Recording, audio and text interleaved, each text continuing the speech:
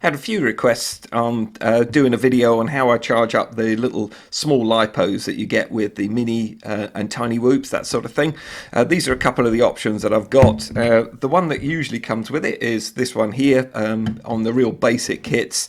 It's really simple USB charger, doesn't actually tell you what voltage it puts it out at, and I'll show you why that's important in a second. So you need to keep this with the battery that it came with, and just a simple plug in. You get a glowing LED when it's charging. They usually go off when it's fully charged, or vice versa. They seem to change it for some unknown reason. I don't know why. This is a real basic one. These are much better, I would say. Now you've got two, what I was saying about the two different batteries that you've got with the amount of charge they take. You've got the normal one, which is a standard single cell, 3.7 volts when it's is its nominal charge. When it's fully charged, it'll be 4.2 volts. And then you've got the higher voltage one here, which is 3.8 volts. And when that's fully charged, that's 4.35 volts.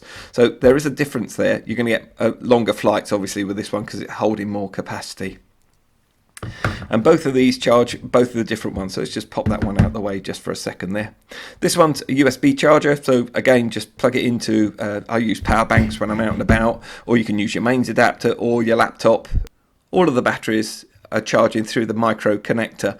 It's either the 1.25 or it's the 2mm one, and basically that's the distance between the two pins on the two different sizes of connector you've got there. So you simply just plug it in, and then you choose what voltage you want, so 4.2 or 4.35, and this one's actually a 4.35 one, so make sure that's pushed that way, and then just simply plug it in. You get a red LED, and then when it's fully charged, the LED will go off. Don't you love time lapse? And there we go, fully charged.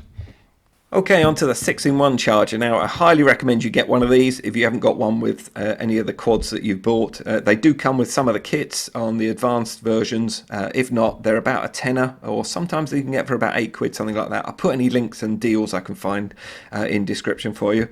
I'm 99% sure they all come out the same factory. I've got several of these and they're all exactly the same, but they are branded up different. This is a Happy Model one. I've got Eachine ones, and I've got some unbranded ones as well. So I'll run through the controls in a second. Nice thing about this is it's really versatile. It can take from 2-cell to 6-cell input, and you can do that either via an adapter there or just an ordinary XT60 off your battery.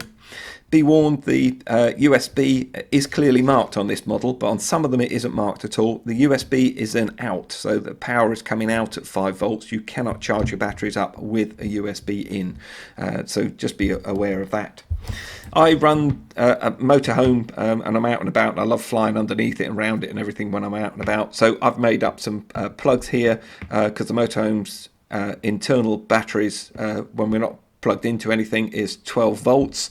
Americans, you call them RVs, I think, and even if it runs at 24 volt, obviously you're still fine because it's 7 to 25 volt anyway. So just simply plug that in there and plug it in, and I'm away.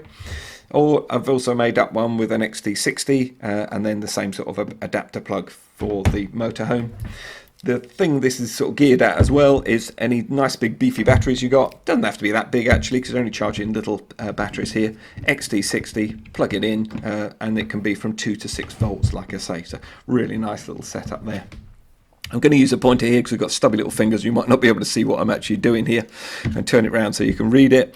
You've got two different settings on power, 0.2 and then 0.6. So you just simply use these sliders, and then you can do high voltage, 4.35 in there. Hopefully the camera will pick that up, or 4.2. So perhaps that's a better one to pick on. There we go. And again, just these little sliders. So you can charge various different batteries. So the 2mm micro connectors or the 1.25. You can have several different ones, and all at different charge rates as well, and it's an intelligent charger, so it will sort that all out for you. The LEDs I'll show you in a second, and that actually runs through everything that you've put on. So make sure you do set your voltage and ampage correctly. So you simply plug them in, and then this is a high voltage one, that's right, and then I'm going to put this at 0.2. Now this is a 0.25, so you can charge it up at 0.6 to be honest, but they're advising you to charge it at 0.2. Obviously it's going to take a little bit longer. But interestingly, the King Kong one here, and that came with a 0.25 or a 250 milliamp one. This actually charges output at 500 milliamp hours, so even the manufacturers are sending them out with sort of double out. I've charged it on both and I've never really noticed any degradation in the batteries. These are such little tiny batteries, they charge up so quick, there's really not that much of a problem. You can also pop the ones in that are just direct, you don't have any cable with them as well, which is rather good. And again, that's a high voltage one, make sure it's on high voltage.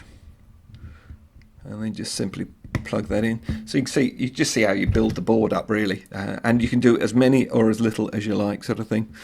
3.5 again, and then this is a 450, so I'm actually going to stick this up on 6.6, sorry, so 600 milliamp hour. There we go, I'm sort of running out of space here, but you get the idea.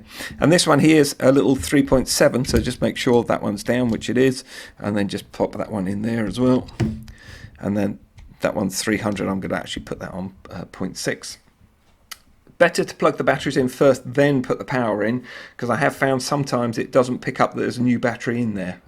Sometimes it does, sometimes it doesn't, but if you do it this way, it will always pick them up. So I'm not going to put any more on, I'm just literally going to put the power supply in, XT60 just off the battery there. Tells you what the USB out is, and that's 4.97.